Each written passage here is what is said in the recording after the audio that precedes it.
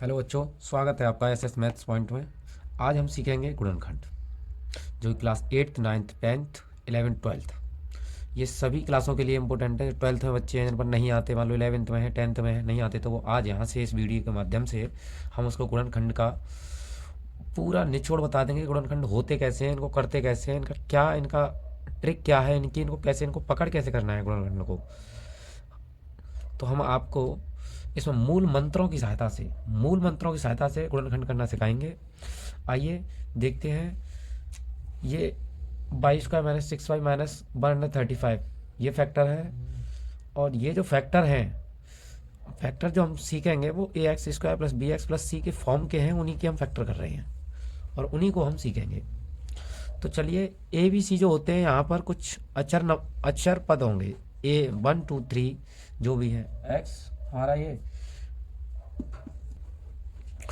तो हमारे जो फैक्टर हैं वो ax² + bx + c के फॉर्म में है।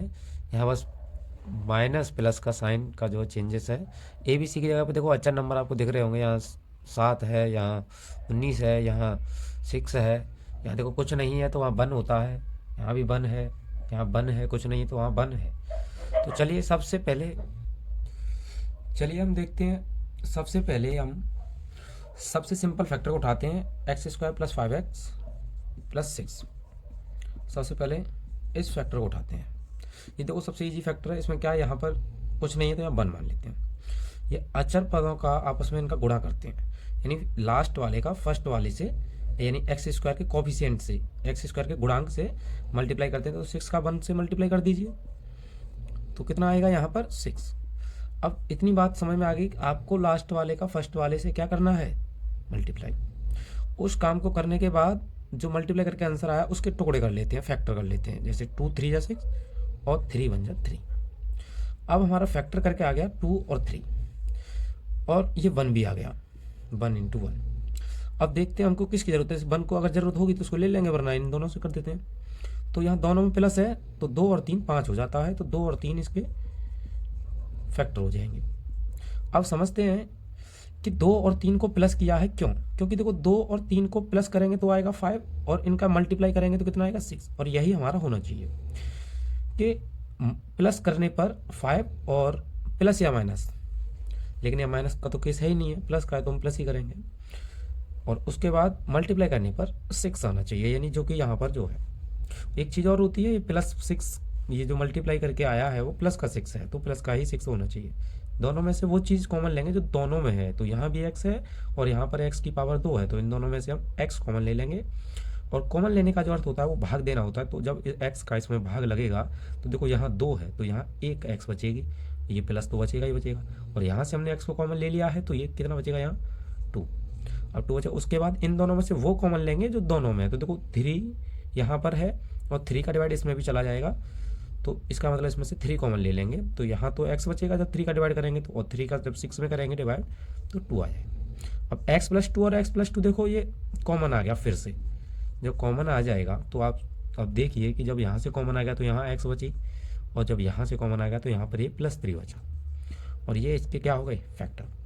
ये इस गुणनखंड के फैक्टर हो गए। अब मैंने इस गुणनखंड के फैक्टर किए, आप इस वाले गुणनखंड के फैक्टर खुद करना। उसके बाद मुझे बताना कि कितना समझ में आया, अगली वीडियो में देखते हैं। अब हम करते हैं इससे थोड़ा हार्ड, इसको समझते हैं। y² + 6y - 135, ठीक है। चलिए देख, सबसे पहला प्रोसेस हमारा क्या था कि हमने इसका मल्टीप्लाई इसके y², यहाँ y² है, इसका कुछ भी हो सकता है, ये वेरिएबल है, कुछ भी हो सकता है, इसके a से लेकर z तक कुछ हो सकता है। तो 1/35 का मल्टीप्लाई जब हम 1 से करेंगे, देखो ये माइनस का है तो मल्टीप्लाई करके ये माइनस का 1/35 आएगा।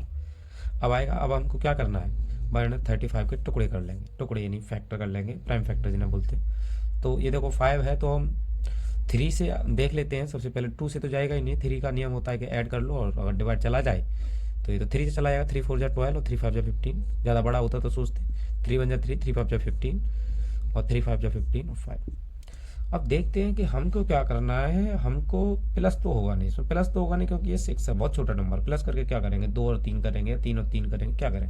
इसमें माइनस होगा। माइनस क्या होगा वो समझते हैं। चलिए देखो, हमारा माइनस का बराबर 35 भी आना चाहिए मल्टीप्लाई करके, ये बात हमको ध्यान रखनी है। तो चलिए इन्हीं टुकड़ों से बनाएंगे जो कुछ बनाएंगे।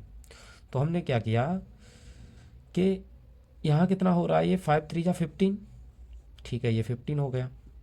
और ये 3 3 जा कितना हो रहा है, 9। अब 15 में से अगर 9 को हम माइनस कर दें तो कितना आएगा, 6। और ये 6 हमारा है। तो चलिए हम क्या करेंगे, हम 15 में से और क्या माइनस कर देंगे, 9, तो हमारा 6 आ जाएगा।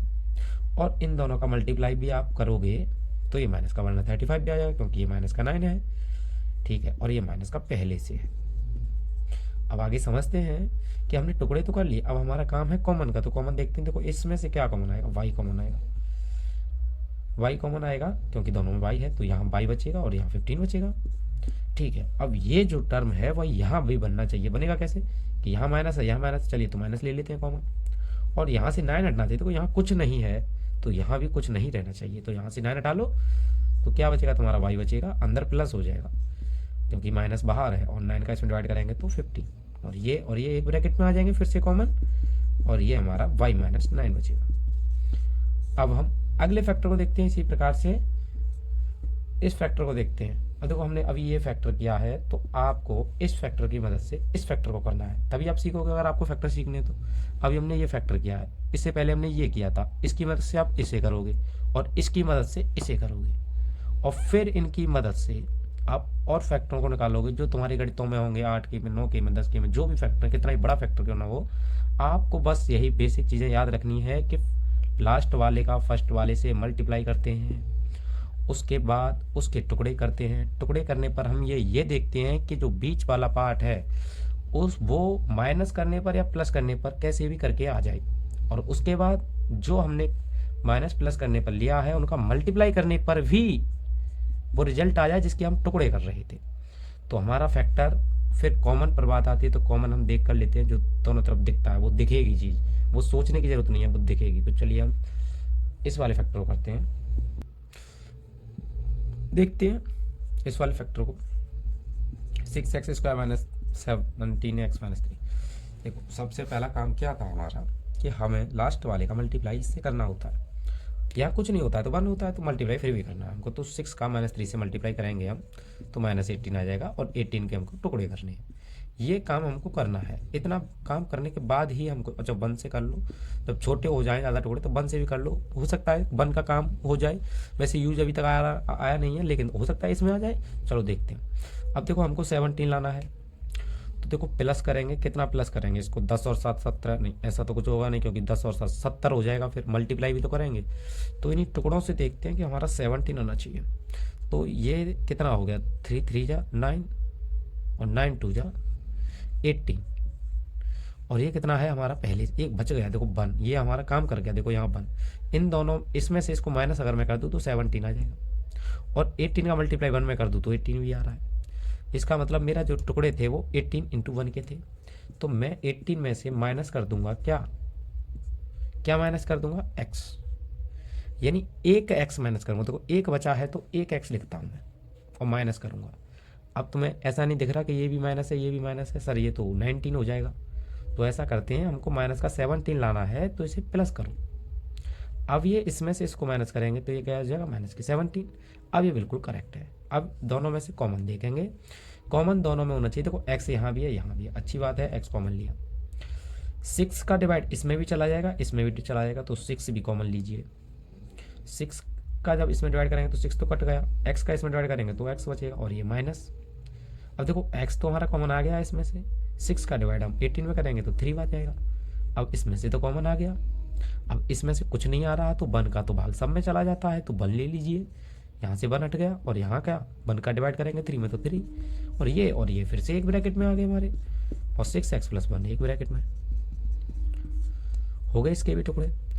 तो जो काम क्या था, काम ये था कि हमें लास्ट वाले का फर्स्ट वाले से मल्टीप्लाई करना ही है, उसके बाद उसके फैक्टर कर लेते हैं। फैक्टर करने के बाद उसी को अरेंजमेंट करना होता है। जिसने ये काम सीख लिया वो फैक्टर सीख गया, और ये इस काम को सीखना इतना आसान नहीं है, इसको तो कोई भी कर ले, लेकिन यहाँ से अरेंजमेंट होता है, यहीं से पता चलता है कि टुकड़े क्या बनेंगे। कभी यहीं से जब बच्चे एक्सपर्ट हो जाते हैं तो यहीं से आंसर भी दे देते हैं कि इसके टुकड़े ये बनेंगे और इसका आंसर भी यही होगा। इसलिए पहले आप इस पर जो लगाएं कि इससे कैसे बनता है। तो अब मैंने 3 कराए हैं और 3 को आप खुद करोगे अपने आप घर पे, इनको नोट कर लें और कमेंट बॉक्स में इनका आंसर भी दे दें कि इनके आंसर ये आ रहे हैं कि सर बाई के 2 वैल्यू हैं, 3 वैल्यू हैं, जो भी है। चलिए मिलते हैं अगली वीडियो में। अगली वीडियो में तो मिलेंगे 1-2 और थोड़े कठिन अंडर रूट वाले फैक्टर ले लेते हैं, तो फैक्टर उनको और कराएंगे अभी। चलिए, तो अब हम अगली वीडियो जो इससे हार्ड वालों की बनाएंगे, अंडर रूट वाले अलग अलग तरीके के जो फैक्टर हैं, तरह तरह के और कठिन जो फैक्टर हैं, तो उनकी वीडियो हम अगली वीडियो बनाएंगे, तो उसमें देखते हैं।